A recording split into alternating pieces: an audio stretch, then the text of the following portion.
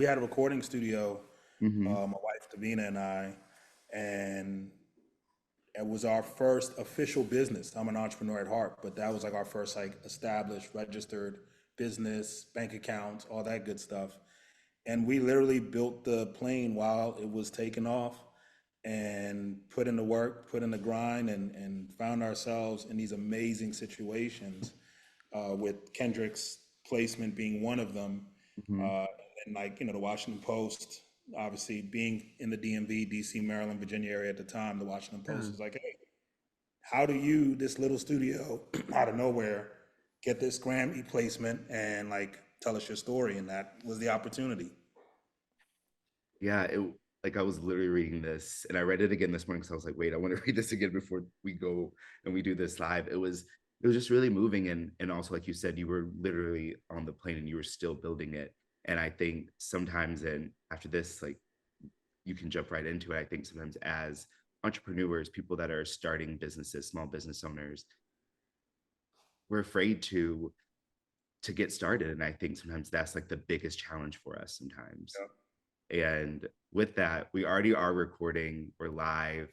You're with Yudu Gray and Jeffrey Brown for Small Business Week with GoDaddy. And I'm going to kick it over to our amazing um, guest speaker today. Cool. Well, thank you, Jeffrey, and welcome to everybody who's here and anybody who watches this on the back end. My name is Yudu Gray Jr. I like to add the junior because my dad said if I ever do anything right, he's going to take all the credit. Um, but I'm going to share my screen so we can go through kind of something that took me a little while to figure out, but I think if you get this right, it will change how you build not just your website, but your business. Um, so this is from idea to reality, a roadmap to starting your own business. And one of the things I learned is that there's 6 P's in business. Doesn't matter what the business is. So obviously I'm in the music world, but I'll give a little backstory on myself as we get started, so you understand that I've done enough different things to understand like this is why things work in the business world. And if you can get this clear, not only can you get your website clear, which is one of the steps, but ultimately you can get your business clear. All right. I'm going to hopefully be able to do this or not. Let's see. There we go. There we go. All right. So a little bit about myself. I was born in Liberia, West Africa, but lived all over the world. Child of a diplomat. And then obviously Liberia, if you're familiar, had a horrible, brutal civil war in 1990. So then a refugee, but lived in Paris, lived in England, and eventually settled in the USA. I was a member of the Liberian Olympic track and field team in 2008.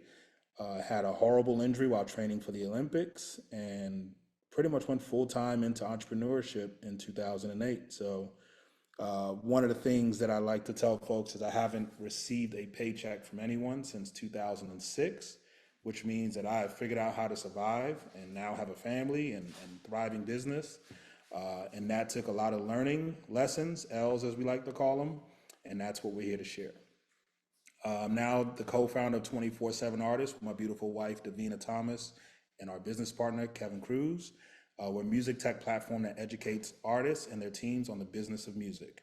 So one of the threads in my life is I'm one of the people that likes to learn, I like to do, and then I like to share what I've learned with others, and that's now our full-time job.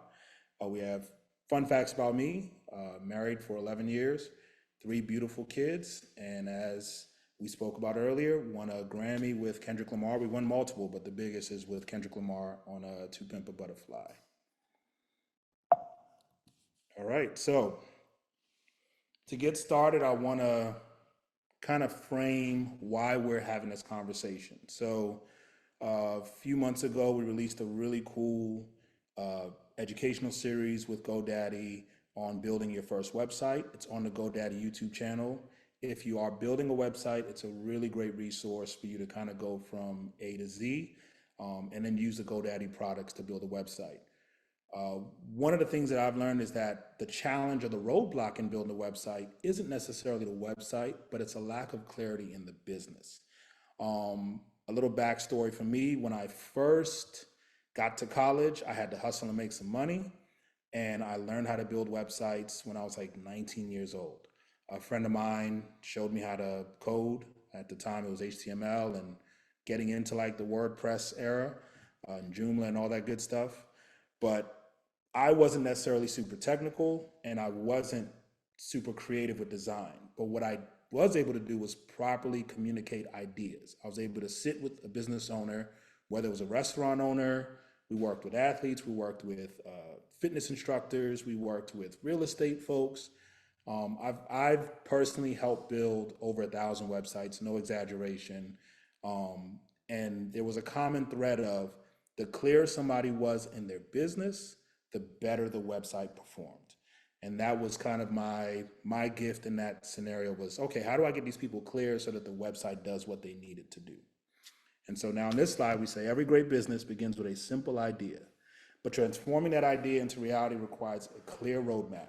Today, we'll explore the 6 essential P's that guide entrepreneurs from concept to successful business operations. So the 6 P's of business.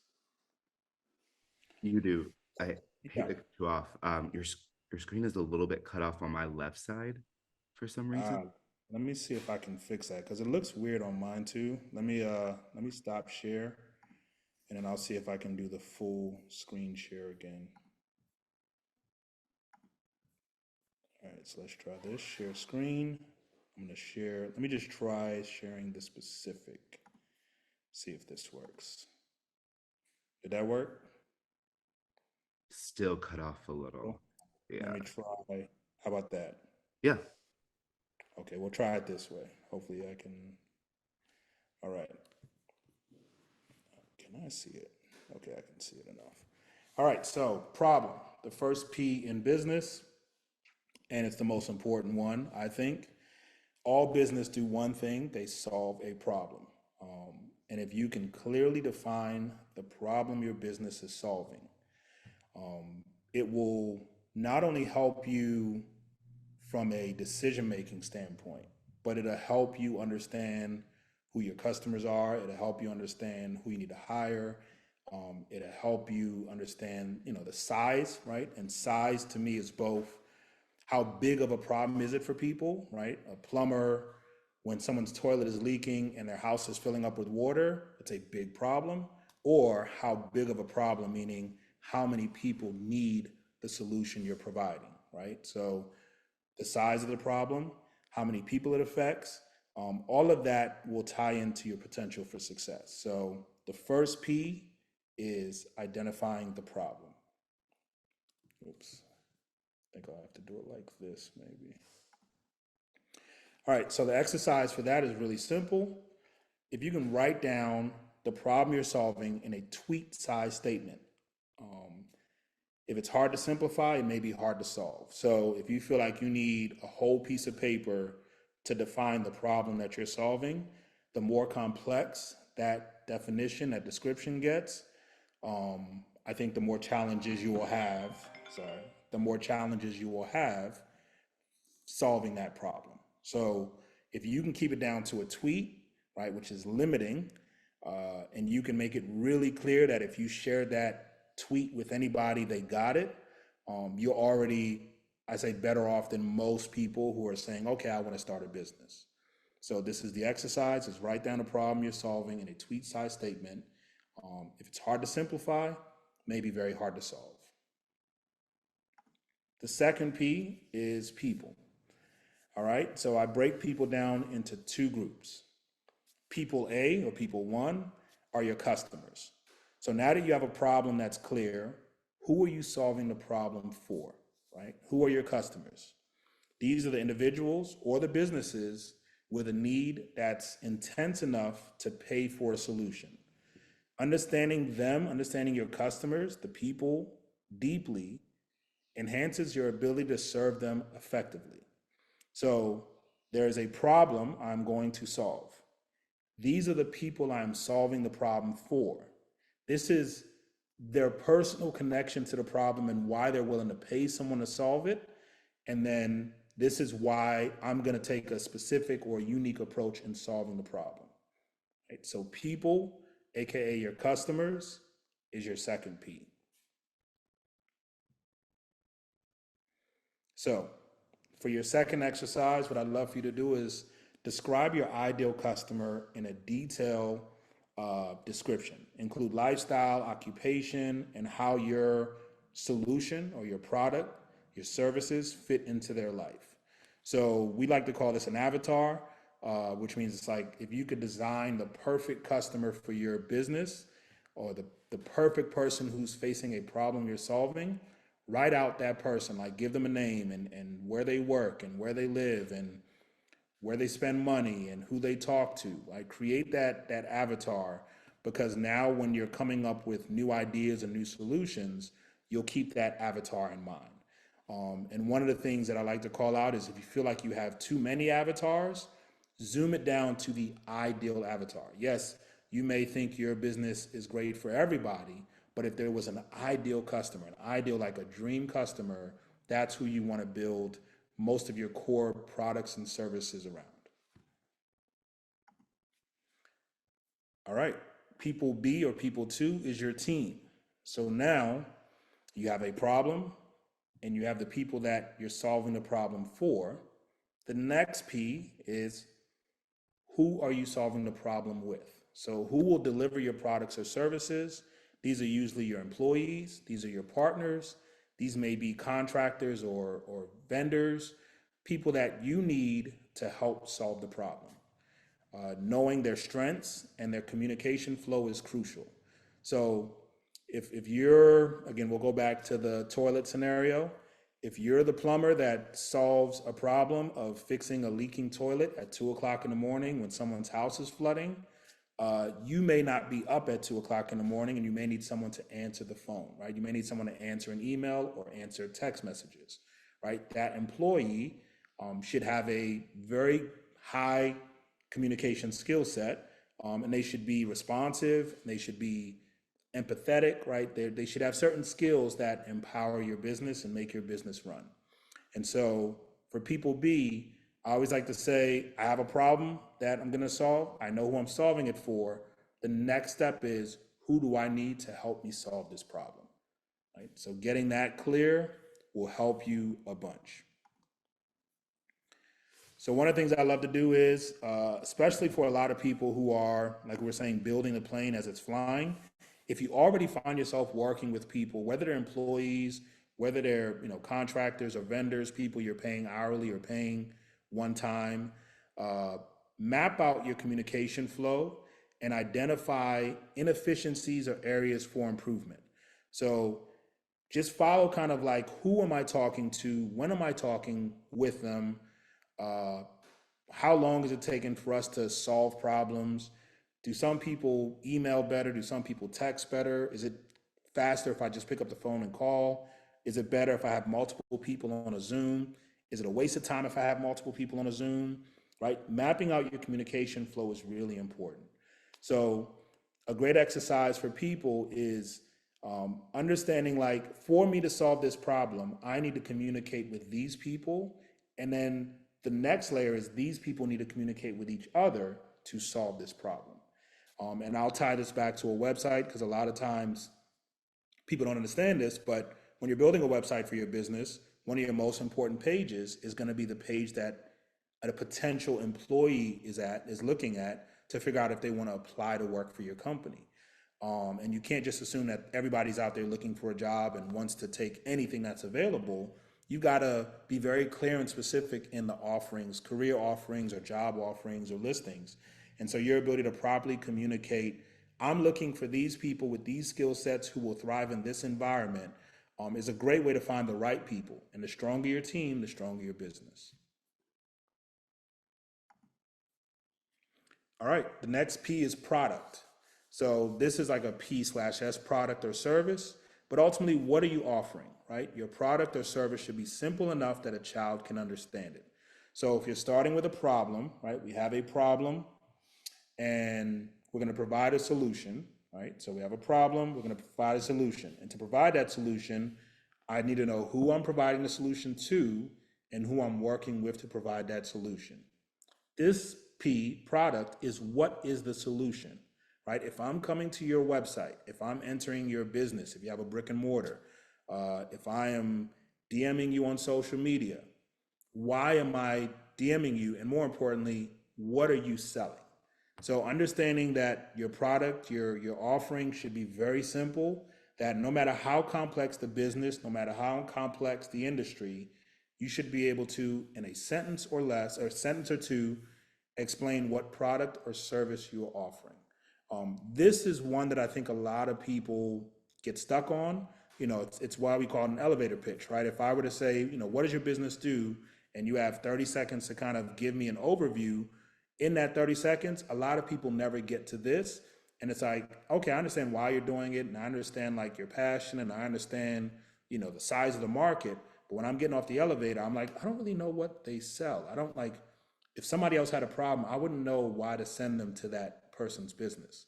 So getting clear on your product is really important. And obviously building a website, it's probably the first thing most people are looking for, right? I don't go to a website and then go to a who is the founder page. I don't go to a website or go to like a random like this is how I'm feeling page. Most of the time I'm going to a website, I'm going to buy a product, I'm going to pay for a service. And the clearer you can make that, the easier you can make that to get to, the better for your business. All right, so the exercise here, describe your product or service on a piece of paper. Include how it solves the problem, its pricing, and how customers can access it. So, especially when building a website, making sure that those things connect is really important. This is the product, right? This is how much it costs. This is how you pay for it. A lot of people make that really difficult. And one of my pet peeves is going to a website and not really understanding like, how do I pay you? Don't ever make it difficult for someone to access your product and for someone to pay you for your product.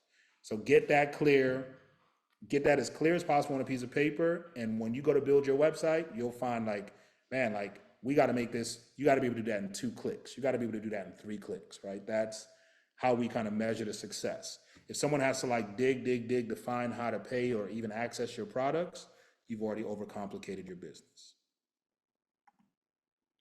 The next P is price. So this one is a given, right? You're in business, but understanding your customers, understanding the size of their problem, understanding what it will take for you to deliver that problem or that product or service to solve for that problem will then give you a base for your price, right? And your price must reflect the value to your customer and also be competitive within the market. And I'll speak to both of those too quickly, right? So if you're solving a problem that a lot of people need help with, and not too many people are providing the service or the solution or the product to help them with that problem, you could probably charge a lot more until you get more competitors. But if you're solving a problem and your product is 5 times more than the average other solution, unless the value is 5 times more, it's going to be a little harder to sell that product. And I'm not saying you can't charge 5 times as much, but you've got to be able to communicate that value. So your pricing must reflect the value to the customer. And values are, when you talk to your customers, which everybody should do, values are the things that you hear in that conversation that are tied to emotion. Like, I really like that they respond right away. I really feel good that they send a follow-up email. I really feel good that there's a guarantee that if I'm not happy, I'll get my money back. Usually the feeling and values go hand in hand, and people will usually pay more if those feelings are true to them, right? If someone values time, they'll pay more for something that doesn't waste their time. So that's an example of value. And then being competitive within the market, some research should be done to understand if someone else is solving this problem, what are they charging and what are they offering? You don't have to underprice anybody. You don't have to be the same price as anybody else, but it is good for you to understand what customers, what people are willing to pay today.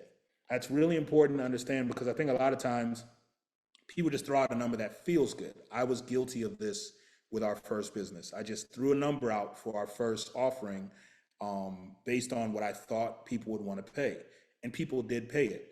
And years later, when we figured out we weren't charging enough and we almost doubled our offering, not only did people still pay us, but actually more people paid us because our offering and our values were very clear at that time. And all I could think was, man, if I'd known this, 5 years ago, how much money did we leave on the table? How much less stress would I've had? How much more efficient could our business have been had we had more capital to operate with? And so, understanding the market, understanding what people are willing to pay is super important. So the exercise here is list alternatives your customers might give up to buy your product and adjust your pricing based on your market positioning. I'll simplify that. So everyone has a set amount of money that they're spending monthly, right? Some people make $5,000 a month, some people make $1,000 a month. Regardless of what the amount is, when they pay you, that means they're not paying for something else. And so if you're solving a problem for somebody, you've got to take into account that they're going to be paying you and not paying something else. And you've got to add more value than something else in their life. And so the reason we have that avatar, right? The reason you find that the ideal customer would work at this kind of job, would do this kind of thing, would make this kind of money, would have these kind of hobbies, is your ideal avatar would maybe go to happy hour a little less to pay for my service, or they may buy less, may eat out less, or they may cancel one of their subscriptions, or whatever they end up doing, they're going to pull from this pool to pay for my thing. And then if you find that when you go through this exercise for your ideal avatar, you can't find anything that they would not pay for to pay for your thing, then you either have to adjust your price or adjust the value in what you're offering, so that it's a no-brainer that I would cancel these other subscriptions or not do these other activities to make sure that I have this in my life. So it's a really good exercise, and it's something that you can get real feedback from your customers. So for those of you who are already in business, sending out questions or getting on a call with your customers and asking them these questions are a great way to get real answers. So it's not coming out of thin air. But if you are starting a business, you aren't active yet, then just taking a little bit of time to think through it yourself is a great way to start. All right, we only got 2 more P's and then we're gonna open it up. So profit. So price is how much you are charging, right? But profit is how much the business actually keeps after all of your expenses. And understanding the difference between price and profit is really important. This now is diving a little deeper into business, and the reason we have 6 P's is you cannot be a business if you are not profitable. This is something that I had to learn the hard way, and I think a lot of people learn the hard way, which is why most businesses fail, right? Most entrepreneurs fail 1, 2, 3 times, and then later on they kind of figure it out. And this P is usually the P that does that, right? So if you have a problem that's big enough, you have people that need the problem solved, you have people that can help you solve the problem, you have a great product, and you have a price point that people are willing to pay for. At the end of the day, are you profitable, right? Are you spending less than you make? So ensuring your prices cover all costs and you're generating profit is a key to business. And somebody in your business, may not be your strong suit, but somebody in your business should be aware and alert of this day one, right? So it's probably you if you're a sole proprietor or somebody who's working by themselves, but very quickly as your business starts generating revenue, as you start making money, as you start growing, make sure that you're taking time to check on your profit, right? And P&Ls and all those fancy words that we hear, if you go to business school that you learn about. If you're an entrepreneur and you didn't go to business school and you have to learn this the hard way, I simplify it as just make sure that your money in is more than your money out. So a great exercise for this should be a no-brainer, but create an expense sheet detailing all of your business expenses and then put that against all of your revenue, right? So what you want to do is you want to look at, if you're an active business, you can just download your business bank statement or your banking statement and just list out all of your expenses for like a 30-day period, right? That's going to be payroll, that's going to be rent, travel, gas, food, meetings, laptops, internet, marketing, all of the expenses. And then list all of your revenue, what you're selling your product. And if you are selling more than you're spending, you're a healthy business. If you're starting out and you're spending more than you're making or selling, then you have to figure out how to make the adjustments to get profitable. And those adjustments are going to be tied to like making sure you have the right people, making sure the people are clear, making sure you have the right products, right? So it always is going to attach to the other P's. Your profit, literally, you can draw a line to all of the P's that go into your business. And if you want to figure out how to make your profits better, you'll just do a check run through all your P's to figure out where you can be more effective and where you can be more efficient. So this is a great exercise as well, and one that I think every business owner should do quarterly, right? So quarterly expenses or quarterly reviews are really a good way to like check in with your business, check in with your partners, check in with your customers, and make minor adjustments, get more efficient little by little, so that, you know, oh, okay, if we did this, I think we'll make more money. Or if we did this, I think we could spend less money, or a combination of the two will get us into a profitable space.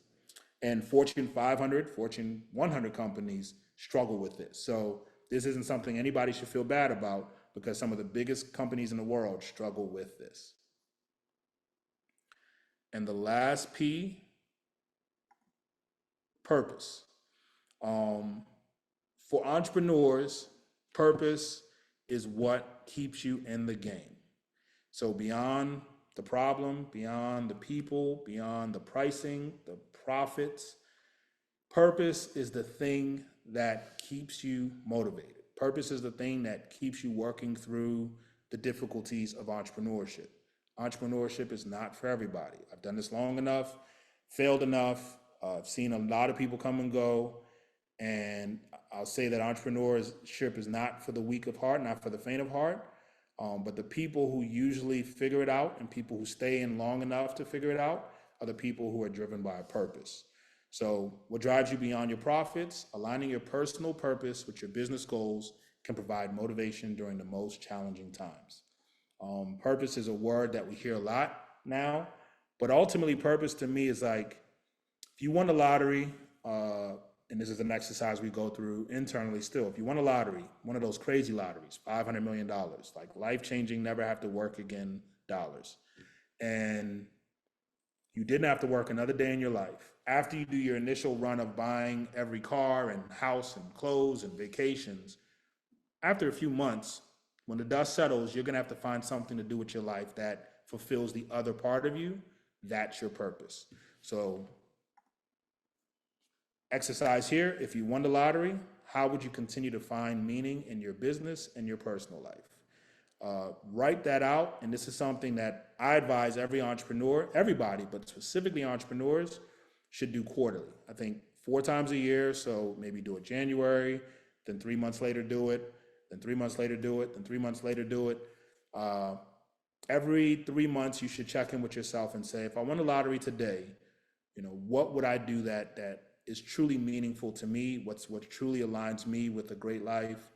And then see how you can add as much of that into the DNA of your business, the fabric of your business, of what you're doing day to day, because the balance of being an entrepreneur truly is like, I don't know if it's 50-50. I don't know, you know, for sometimes it may be 90-10, other times it may be 10-90, like personal business, business personal. But I think the people who figure out how to include a piece of their purpose in their business just find a way to be a little more successful. Like the wins are that much sweeter, and the losses are more lessons and more opportunities to be better and to try it again. So that is, that's my last P.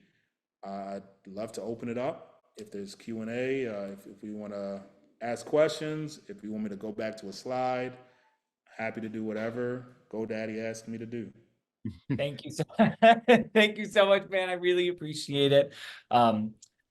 This was such an amazing presentation. Again, we've been on such a streak this week, and I know you. I don't think we've ever met before, but I work on the GoDaddy social team, so I've been pretty aware of your journey for quite some time, and it's so exciting to see you, to hear here today, and I was so excited to hear your presentation. And I wrote in the chat, but I really love how formulaic your approach is and how you built this out. And I am someone who really does believe that simplicity is just like the way of life, whether it's, whether you're even talking about like my big thing where I work in social media is like context, right? Is the idea of just people being like, right, but I don't want to think about it. I just want to know what it is in front of me. Like I want to read the headline and I want that to be enough. And we all know that a lot of times the headline is not enough, but we also know that a very, very helpful one can provide the context needed to inform to an extent. So I really love the idea that you've put that towards your business and, the traditional elevator pitch. Like who has not studied the elevator pitch? But again, sometimes going back to basics and really thinking about, no, you can have the best idea in the world, the absolute best idea in the world. If you can't communicate it, and this comes from someone who uses 500 words to say one sentence. So this is something I work on every day. It's so just having the basics down, being able to communicate something effectively and efficiently is sometimes a lost art. And I think people really forget how important that is, especially when it comes to working with clients or working with people where, yeah, your time is valuable. Like I can be as charming as you want. The bottom line is you have a call at 2:30 and you book this and you want to get this done. So I really appreciated learning that.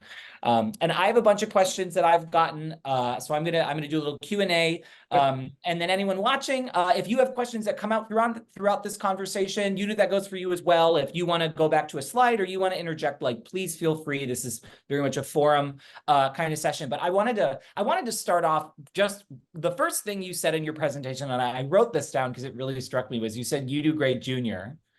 Because my father told me if I do anything right, he's going to take all the credit. And I love that because talk about simplicity, that line alone, I feel like, obviously I don't know your relationship with your dad. I don't know that, but I had a really good sense right off the bat of like your personality and perhaps a driving force behind you and a source of inspiration.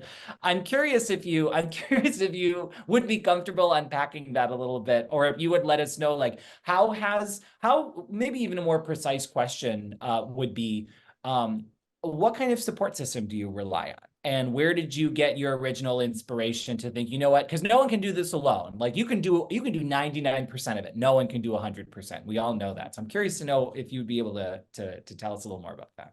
Yeah, no, absolutely. So my father and I have a great relationship, and it's our running joke. I'm his oldest son, so there's a level of pressure that comes with that. I'm also an immigrant, triple pressure. So the doctor, lawyer, engineer option was literally the foundation of every comp we ever had. So dropping out of college to be an entrepreneur was like you get one shot. You like, don't embarrass us. Like this is our family name. Like, you get that.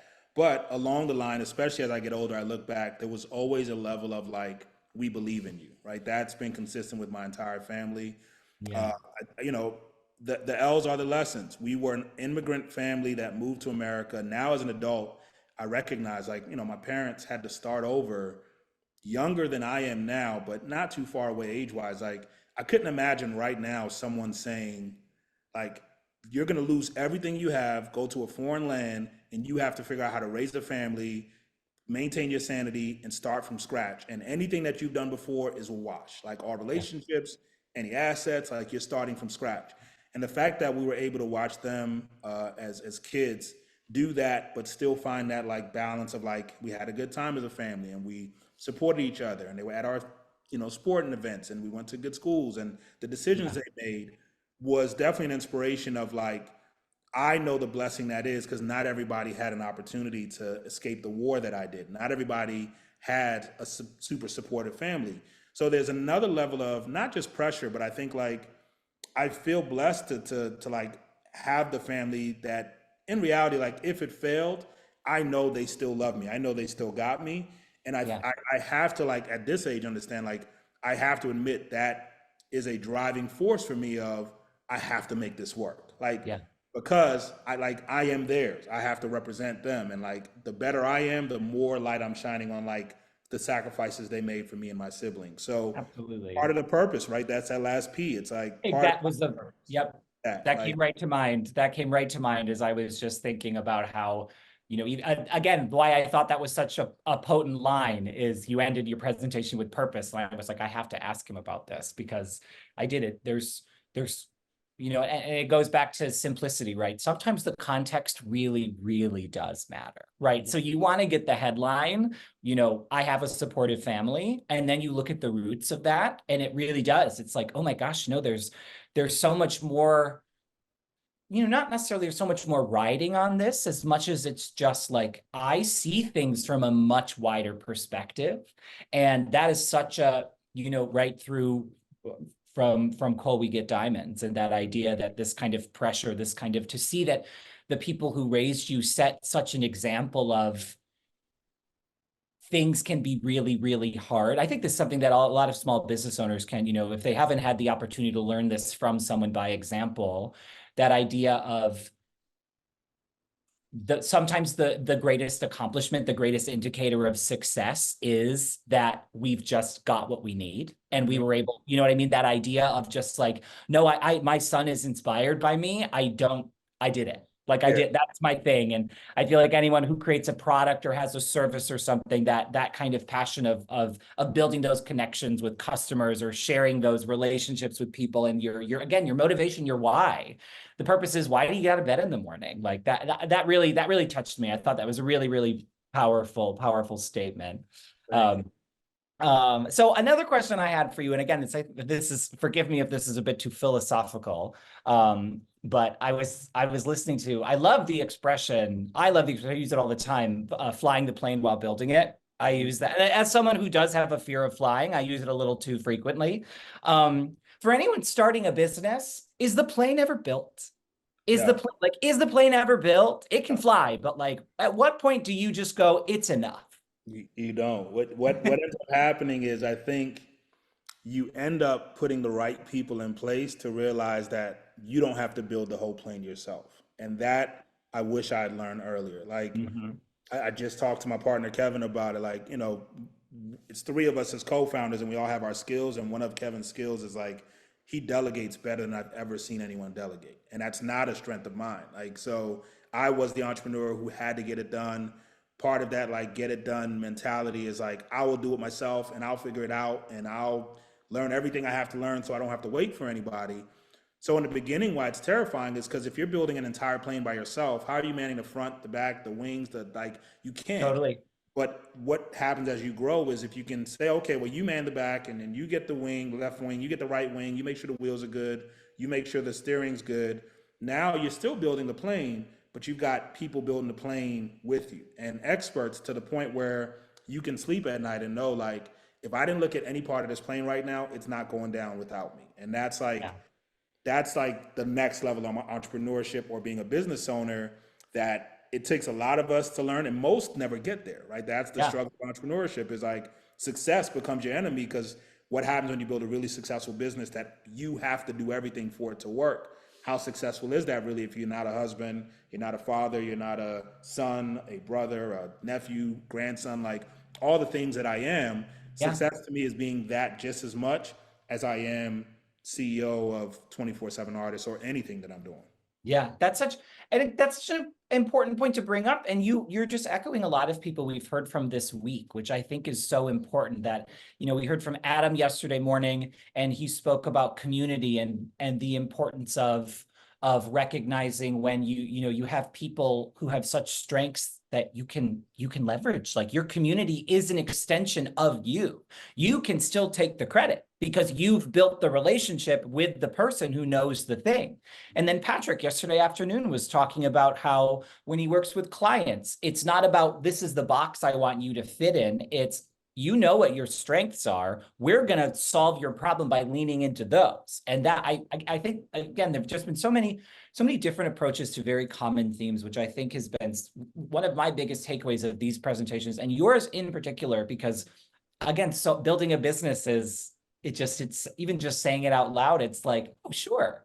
Yeah, build a business. No, nobody sees like the real, the well that is building a business until they're actually in it. And again, that's another reason why I so appreciated the simplicity, the way that you approached this presentation and sharing your process. Because again, like, if you're telling me that I can now understand business by you tell me that I have to understand 6 Ps, like, okay, I can do that. That I can do.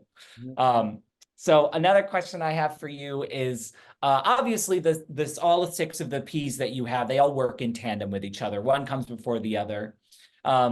Is there one that you find people in particular struggle with, or is it kind of a mixed bag? It's funny. It's a mixed bag, but I'll say this, like, I don't like you don't have to start with the problem, right? So usually you're unique enough, anyone watching this, anyone who's approaching it, you're unique enough that one of the P's is going to be your driver, right? So some people have a really great product, and it's, for example, a family member who's the best cook in the family or the best baker in the family, and they make a dessert or something that everybody would pay for, right? They're not solving a problem in their minds. They have a skill that people want to give them money for. And Yeah. then people usually push that family member to like, oh, you should get into catering. Catering might not be their gift, might not be their skill. And their disconnect now is I have a great product, but I don't really understand the problem, right? I don't understand the pricing. I don't understand. So I think a lot of times what happens is like you'll have people who have like one thing, one P, where they have a great purpose, they have a great product, they have the right people around them, and they try to force being a business owner because one P shines. And the reality is not everybody's a great business owner. Yeah. I read something where it was like, yo, like being the number two or number three might be your best thing, like supporting the business owner, supporting someone who's got the problem really clear and they need the other P's might be the best thing for you. So Yeah. it's a not even a difficult conversation because the stress of not being an entrepreneur and trying to be one, I think is worse than the stress of being an entrepreneur. Absolutely. Really did that really struck a chord with me, even just thinking of the people that I engage with every day through my work here at GoDaddy. Like having the like the foundation, the character foundation to know like I want to accomplish this goal, and I don't need to think of that in such a rigid way. In like, I have to do this is my idea, it's my baby. I have to micromanage everything, and this has to be my thing. Again, like that's not how you build relationships. That's not how in your presentation you spoke so many times about how in the last question we just talked about. If number three is going to be where you like, no. If I'm in this wing, I'm able to perform well enough so that it's like chess almost, right? It's almost like there was a huge international chess tournament happening. I don't know anything about chess, but it was on YouTube for 2 weeks and I just dove right in. It's amazing to think about how that it might be number three, but it's number one in the sense that nobody in that space is going to be able to accomplish that as well as you do. And as we all know, the CEO of a company doesn't have anything if his copywriters aren't writing anything, right? That idea, and I think that's such a humble way to look at building a business is like, yes, you can sit there and you can say, this is my idea, I'm gonna do this all I want. If you are not utilizing all of your resources, what are you doing? Yeah. And I really do. I appreciate that. You said something else earlier today that, again, this stuck out with me. If it's hard to simplify, it's hard to solve. I talked a little bit yesterday about how I've been writing quotes down that I want embroidered so I can just hang on a wall. And I thought that was such a fabulous statement. And I'm wondering if, again, we could talk about that a little bit more, because there are really hard problems out there. There are hard things. Or supply and demand is, if something's really, if something's really difficult, if something really wants something very niche, right, addressed, that might not be the easiest thing to simplify. There might be strategies to go about it, but ultimately, like some things are more complex than others. Yep. How would you go about telling this to someone who was building a business that was something that was maybe a little more niche, right? You've got, like, I'm thinking, for example, someone who has like a yoga practice versus someone who has like a holistic wellness practice and is a lot, right? It's just not as commercially understood and it's just very different in what they do. How would you give this piece of advice to someone who had more of a niche product or service? That's a great question. I think it always boils down to like figuring out the root of the problem you're solving, right? So the reason you're opening up a holistic wellness practice is you probably have some experience that led you to understand the value of that product, that service, right? Like the reason yoga doesn't work for me is ABC, right? And so because yoga alone doesn't work for me, or meditation alone doesn't work for me, or clean eating alone doesn't work for me, I have to do a combination of things to find my balance. or to feel better about myself, or to fill in the blank. That's why I'm providing this service. And that's why building that avatar is really important, because for a niche solution, that means that your avatar should be that much clearer, right? For a broader solution, your avatar is kind of like who's a fan of the NBA? There's a broader, right, avatar for the NBA.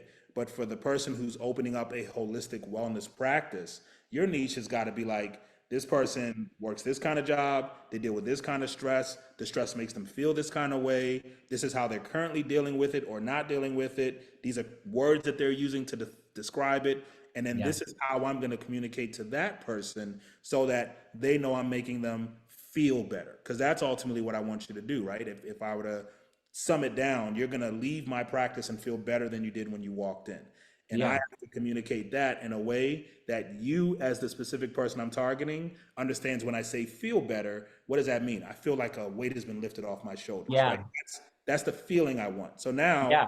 again, when you go down to a website or you go to social marketing, I'm going to use those key phrases, those key words, those images that reflect that. So that even if you don't see a word, the image alone lets me know, like, man, I want to feel like that person in that picture. So Yeah. you're building that website, it's like first picture is someone who's smiling and feels good, because it might not necessarily be someone stretching, or it might not be someone like on a yoga mat, like maybe it's just somebody smiling, and that does enough of a job. And again, when I Yeah. said I built websites for all these people, we built multiple holistic wellness websites. So the reason I'm I sure you did. with confidence there is that was one of the clients I had to learn enough about the industry and sit with some of the customers to say, hey, like, there's a common thread with all your customers where it's like balance is the key word. Let's kind of build a website that really speaks to balance, so that when someone goes here and they know nothing about you, they feel better just looking at it. I didn't even know that. I didn't know that. And I'm really glad I asked that question with that example, because I think that's for me, that was such an easy thing to understand the way you described it. Like, what's more simple than a visceral reaction? Like, it's just, you know what I mean? It's innate. So if you have something that's maybe a little more complex, if you have something that not complex in that it's like difficult or tedious, but complex and like, no, there's feel better is not, your shoulder's going to feel better. Your stomach hurts. Again, it's holistic. And a lot of people need to learn what that is. And the idea of just going, yeah, but that's going to take a while. I understand that. And by trying to put this in, yes, we can get like a sizzle, we can do an elevator, but there's so much to this. There's so much depth that you can only consolidate it so much without cheapening it. So the idea of saying, okay, well, the workaround to that is to go at it from the angle of, I'm going to make them feel something. I'm going to try and give them this visceral reaction so that they are thinking about this more, right? They're thinking, going, okay, now I'm interested. That's just such a wonderful, wonderful approach. Your clients are quite lucky to have you. Next time when I stop ordering McDonald's and decide to go on my holistic wellness journey, I'm coming right to you. Let me tell you. They'll pry an Egg McMuffin out of my cold, dead hands, though. That's the problem. Okay, I've got a couple more questions for you. And you've addressed this a few times, but I'm wondering if we can hone in on it a little bit more. How do you combat imposter syndrome? And we talked about this a few times, and even I feel like even just delegating, right? Learning to delegate. So I'm happy being number 3. I feel like I'm happy to be number 3 is a pretty good sense of awareness, right? And I feel like if you're there, but maybe you are equipped to be number 1. Maybe you are equipped to be number 1, and not in the sense that you have to run everything yourself, but like maybe you aren't giving yourself the credit you deserve. And I have to imagine that anyone who really champions them, any entrepreneur, small business owner who's, part of the job is to champion yourself over and over again. I have to imagine that at some point you're, even if you get right back on the horse, there have to be some days where you're just like, who the hell do I think I am? And how do you, exactly, me was sitting there with my McFlurry trying to get people to come to my yoga class. Who the hell do I think I am? How do you get someone to turn that around? You might not be as easy as flipping a switch, but what suggestions do you have? That's a great question. I will give all credit to my wife, Davina, or V, as y'all know her. She introduced gratitude to me because I was definitely the king of imposter syndrome. Like, even in the article, like, I didn't want to do the Washington Post article. I was like, I don't deserve this. Like, I don't, like, you played such a small role, and like, I don't, I don't Like they had to like drag me in to do this interview. And I turned a lot down before then and a lot down after. And it really wasn't until like I'd say right before the pandemic. So we were 10 plus years in business. Yeah. And I think one of the advantages we had as a family in the pandemic was we had a lot of time together that we never really had like focus time. And in that time, we were able to address, I think, some of the other things. And imposter syndrome for me was one, and gratitude. So there's a trick Davina and I do where when she like will notice when I'm starting to get tense or starting to like overthink, and she'll really like throw me off. She'll be like, 3 things you're grateful for right now. And it like resets me because then like in that moment I have to realize no matter what's going on in my head, which usually is what you said, like who the hell do I think I am to build this? Like who like what am I doing right now? Like you like you're not. Like I'm grateful for like my kids are healthy and we have an office space and we have a partnership like I'm teaching a GoDaddy thing. Like that's like just 3 real quick things. And then like after that, it's like you feel this sense of like, all right, well, these things that are blessings that I have that I'm grateful for, I better not waste it by like sitting around thinking about what I shouldn't have or what I don't Yeah. deserve. Like, Yeah. let me make the most of it. So that's something I learned from Davina, and thank God she's around me enough to do it. However, like even when she's not around, I think she's trained me enough that when I start feeling myself overthinking about who I am and what I am and why I am, I'll 3 things I'm grateful for real quick. And it's like there's always something to be grateful for, even in the worst of situations. Like you will always find those 3 things, and just try it the next time you guys feel it. Like you'll see it's hard after that to say 3 things you're grateful for and then go back to your, oh, woe is me, I'm not good enough. Like you can't Yeah. do it. Like your body Yeah. just refuses to go back to that. It's like, oh man, like I get to teach GoDaddy. Like let me work on this pitch. Let me work on this deck. Let me cut my Oh, hair. yeah. Let me like, what do I need to do to get ready for this amazing opportunity? That is that, and let me tell you that that is a Pavlovian response that we're rooting for that one. That's a really good one to have. That's a really good one to have. To you can even go back to the beginning of our discussion, like thinking about your parents, thinking about your support system, sitting there and going, yeah, coulda, woulda, shoulda. What are you grateful for? Oh, now the dust has cleared, and I'm remembering all of this wonderful stuff that I have. And even bringing up the pandemic, I think if there's anything, if we're gonna, if we we have to mine silver linings from that time, to quite deep to get to that silver. But to think about how you were everyone was kind of forced to take a reset and just sit there and go, you know what? We don't know what's coming next. I don't know what's going on, but I'm going to hold, what are the things that are tethering me right now? And it was always the traditional stuff. It was my friends, it was my family, it was my purpose. And it is, I can't imagine how important of a tool that is for any person, let alone a entrepreneur, a husband, practicing gratitude is the way you get through, right? And it's so, how amazing that it's what a world if like practicing gratitude was as easy as thinking self-defeating thoughts. Like who are those people? Where are you? Like, who are the people out there who are like, oh no, I don't know what you mean. I'm awesome. And I bet on myself every day. Where are you? So I think it's also really great to hear that from you, from someone who has achieved so much success, from someone who can speak to all of these things from experience to go, oh no, that's, again, the plane's never built.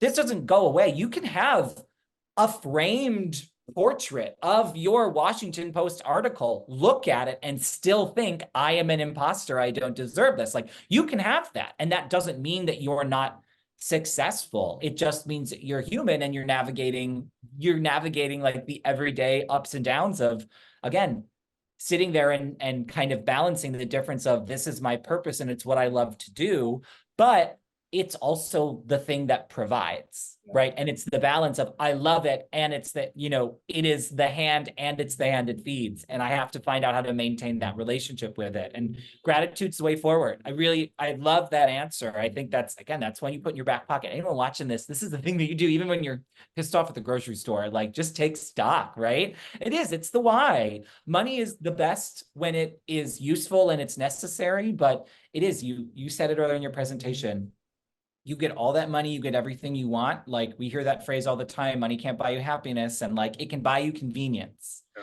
When it boils down to it is like you can order a sushi boat, but if there is no one to eat that sushi boat with, and I only say that because I'm going to have a sushi boat this weekend. I cannot wait. Enjoy. Thank you. Oh, I'm flying to LA, so we're getting the good stuff. Oh, wow. You do. I kind of indulged myself a lot in this question and answer because I just absolutely loved this conversation. We've gotten a chance to talk to so many wonderful entrepreneurs this week. And again, I've been able to follow your journey for years from the back end. So to be able to really talk to you today was exceptional. And I learned a lot from you and your grace and your poise and your intellect. So Yudu, before we sign off, first of all, I just got to say again, I am so grateful for you on behalf of GoDaddy. We are so grateful for you that we got a lot of team members saying hi. And again, if we had to, I have a lot to be grateful for this week. It's been very easy to feel gratitude this week. So I really appreciate you contributing to that. Now, before we sign off, if people want to follow you, follow your business, get in touch with you. If you want to share any of that information, now is the time. And then please let us know one exciting project, something coming up that you're looking forward to. Absolutely. Well, first off, shout out to GoDaddy for this Small Business Week. Like I said, I wish I had this when I first started out. Like I'd probably be miles ahead and years ahead because I learned from my personal experiences and not from others. So thank y'all for doing this. This is amazing and happy to be a part of it. Appreciate you. Secondly, Yudu Gray Jr. across all socials or LinkedIn. I now use LinkedIn. Shout out to V. Oh my gosh. Shout out to V for so that. much. She's done so much. She is the key. Get you a V. That's the key. You're gonna have to add V and Junior. I feel like they're both gonna need all the credit. But you can reach out anytime. I'm pretty responsive there. And then what was the last question? What's one thing I just want to know? What's a project or something personal coming up that you're super excited about? Ooh, okay, so we are, we do education. I saw Layza, one of our community members, in the chat. Shout out Lay. Yeah. We're working with our community to build the next phase of our curriculum. And I think it's really special because we have this vast of knowledge and resources and people in the industry who have these answers.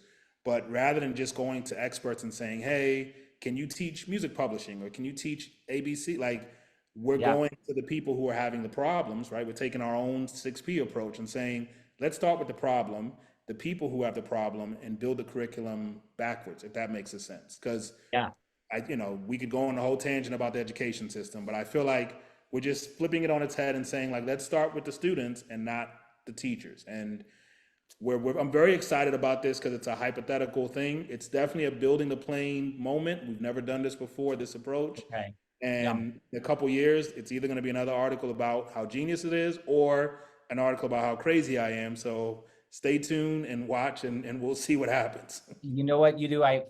From my experience, crazy and genius have always gone hand in hand. So I think either way, you're going to get where you need to go with this. And I'm so excited. I love this approach. Again, you are constantly doing wonders for your community, for our community. We are so grateful for you. Thank you again so much for being here today and for sharing your knowledge. For those of you watching, thank you all so much for tuning in. We're coming back today at 2 p.m. at 2 p.m. Central, 3 p.m. Eastern to hear our presentation from Marshall and Hudson from Idea to Reality, the Path to Business Success. We are so excited to see you there. Again, Yudu, thank you so much. I hope you all have a wonderful day today.